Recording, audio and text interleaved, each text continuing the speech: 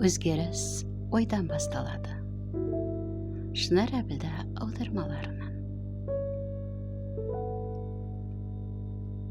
Ана баланың айнасы. Ананың болмысына баланың тағдыры тәуелді. Әсіресе қыз баланың өмірінде ананың рөлі ерекше.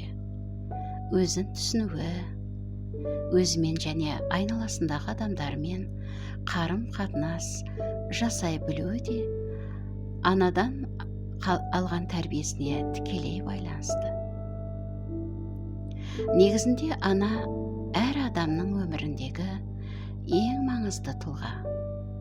Ол бала үшін де, себебі ана ең алғашқы ұстаз, ақылшы. Бала анасы арқылы әлемді таниды. Ананың берген тәрбиесінен белгілі бір қисық қыңыр түсініктер қалыптасса, психологтарға соны қалыпқа келтіруге ұзақ уақыт кетеді. Баланың да қайдан қате жіберген ұғынуына жылдар кетуі ықтимал. Себебі ана деген айна. Бала айнаға көп қарайды. Қараған сайын жанын, өзін, өмірін, қоршаған ортаны көреді. Айнаға қараған сайын өзін түсінуге тырысады. Бала өзін сырттай бақылап, бағалай алмайды.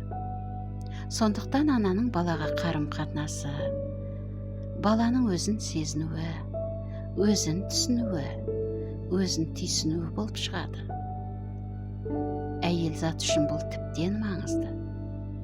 Қыз бой жеткен соң түскен ортасы өте маңызды. Себебі қыз балаға өзін қабылдау, өзіне сенімді болу, тұлға ретінде дамуы, мінезін қабылдап үйрену қиын. Әйел заты қоршаған ортаға қатты тәуелді. Оның ортасы айнасы боп қала береді. Сол айнаға қарап өзін көріп бағалайды.